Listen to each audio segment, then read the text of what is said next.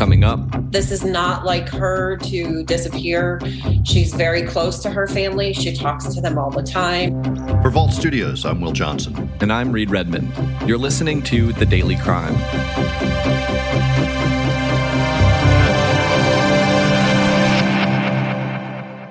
New details in the mysterious case of the new mom who was visiting family in Metro Atlanta and then suddenly vanished. Police in Indiana and Georgia are searching for a mother who went missing over 2 weeks ago, and her husband, who filed the missing persons report, is a person of interest.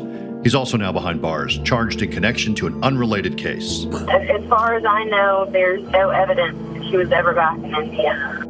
And in Atlanta, a nurse is headed to prison for failing to save a dying man, seen begging for help on a hidden camera video nearly 8 years ago.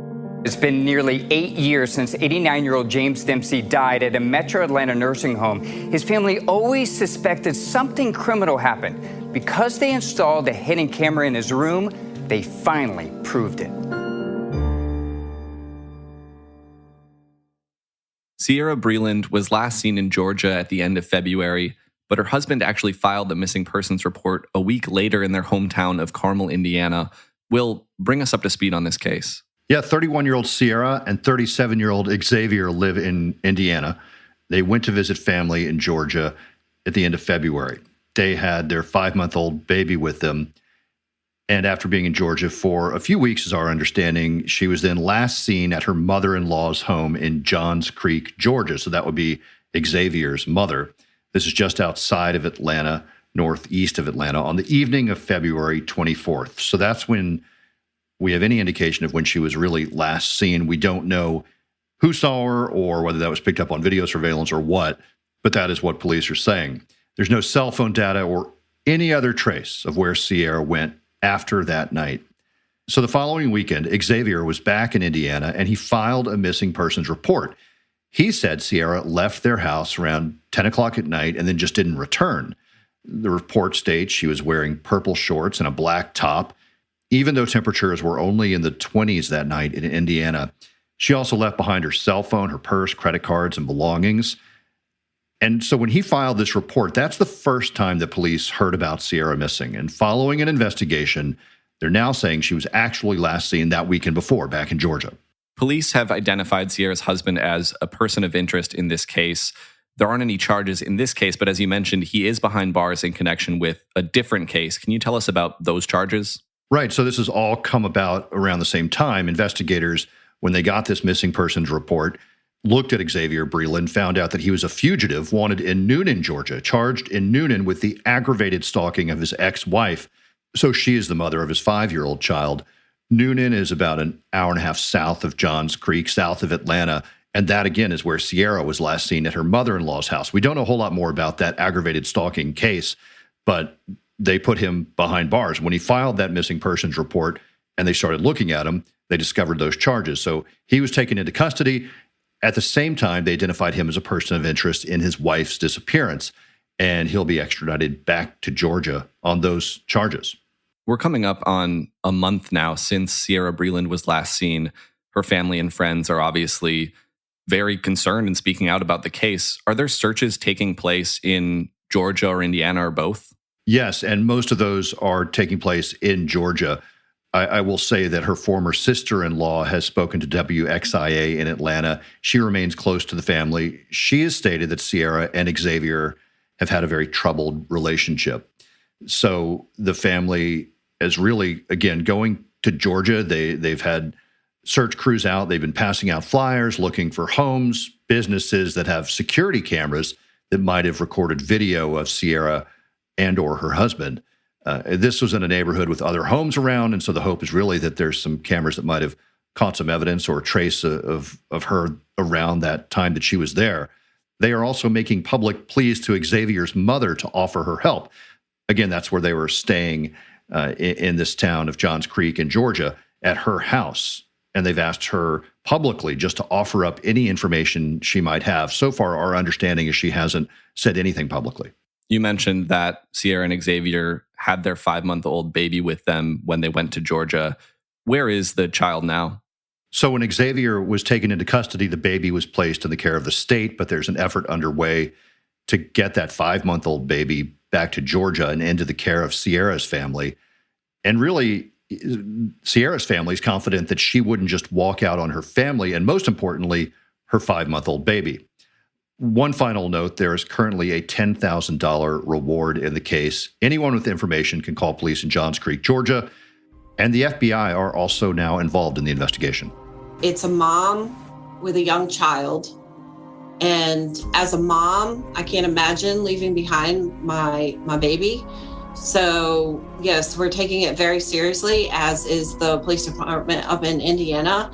And, we're concerned, we're looking for her. It's not normal for somebody to walk away without any kind of contact. Earlier this week, a nurse in Atlanta pleaded guilty to charges related to the death of an 89-year-old man back in 2014. Reed, this is a case that you covered on our weekly podcast, True Crime Chronicles, a little while back. Fill us in on the background. Yeah, well, this is a case that I know has really stuck with me since we covered it all the way back on episode 75 of True Crime Chronicles, which was titled Death in a Nursing Home back in the fall of 2020. And we heard about this case from 11 Alive investigative reporter Andy Parati. It all started in 2014 when an 89-year-old man, a military veteran named James Dempsey, admitted himself to a nursing home, the Northeast Atlanta Health and Rehabilitation Center, following a surgery. And this was not a situation where he planned on staying there indefinitely. He was 89 years old, but other than that, he was in good health and he was planning to go back home after he recovered. His family even says they purchased a special van and a hospital bed for after he recovered to the point that he could go home. But Dempsey, unfortunately, never made it home. On February 27th, 2014, while he was at this facility, he started complaining to some of the nursing home staff about his heart and about breathing troubles. And instead of checking his vitals, staff members just told him to stop pressing the call button, and then they left him alone. A nursing assistant then later noticed Dempsey was unresponsive. And at that point, the nurse, Lois Adjiman, returned to the room. But instead of starting CPR, she left again for an hour to check if Dempsey had requested a DNR, a do not resuscitate order. And when she finally confirmed that he had not requested that, she still didn't start CPR. She didn't try to save his life. And in fact, she and another nurse only started CPR right before paramedics were arriving. And we wouldn't know about any of this if not for the fact that Dempsey's family had hidden a camera in the room that captured everything. DeKalb County prosecutor Gene Canavan in court earlier this month. He's saying, I'm desperate, I need help. And Ms. Adjiman comes in and she basically tells him there's nothing wrong with him. What Lois Adjiman said to him was, there's nothing wrong with your heart. Turn off that call button. Reed, I remember when you covered this previously, and it's really shocking footage that 11 Alive in Atlanta was able to get a hold of during their investigation back in 2017, where we see this man gasping for air, calling for help 6 times before he goes unconscious. How do the nurses and staff members explain what happened? Andy Parati learned that there had been a civil case and was actually able to get a hold of video depositions from that civil case where the staff members talked about that day. And this was before those staff members even knew that the hidden camera video existed. And their accounts didn't really line up with what the video showed. And there's even a point in the video where you can hear staff members laughing. And in the video depositions, when the hidden camera video was eventually brought up, Nurse Wanda Knuckles was asked what was so funny. And she said she couldn't really remember what was happening at that point. And all the experts that 11 Alive spoke to during their investigation said that what they saw in the video was not appropriate, that there were several violations of care shown in the video. The nursing facility was made aware of the video's existence in 2015, and the nurses in the video were eventually fired, but not for another 10 months. And then it was actually 11 Alive's investigation that brought attention back to what happened. Reed, you mentioned there was a civil case, but there were, of course, criminal charges filed eventually as well. Right. Following 11 Alive's investigation in 2017, Brookhaven police launched an investigation in 2018, and the DeKalb County DA ended up indicting all 3 women in the video. So 2 nurses, Lois Adjiman and Wanda Knuckles, as well as a certified nurse assistant named Mabel Turman. Adjiman of the 3 was facing the most serious charge, which was a felony murder charge. And then after that, there was this drawn out legal fight over whether or not that hidden camera footage could be used in the case. Ultimately, the Georgia Supreme Court ruled that it could, and that decision, according to 11 Alive, has created case law that now makes it legal for families to place hidden cameras in their loved ones' nursing home rooms. Then in February of this year, Mabel Turman pleaded guilty to concealing the death of another, to neglect of an elder person, and depriving an elder person of essential services. And for that, she was sentenced to 5 years of probation. Wanda Knuckles, one of the nurses who's charged with depriving an elder person of essential services and concealing the death of another, was offered a plea agreement as well that would have put her behind bars for a year. But this week, she declined that plea agreement, and she's now scheduled to go to trial next week. And of course, the biggest news here is that the other nurse, Lois Adjeman, accepted a plea agreement offered to her. So Adjeman was, as you mentioned, facing the most serious charge, a charge of felony murder. Tell us about the plea deal. Lois Adjeman pleaded guilty to charges of involuntary manslaughter, neglect to an elder person, and concealing a death. And her sentence is 8 years in prison. Now, that's certainly less than she would have faced if she were to be convicted on that felony murder charge, which that could have carried a potential life sentence. So we're finally seeing this kind of reach an end 8 years after James Dempsey died.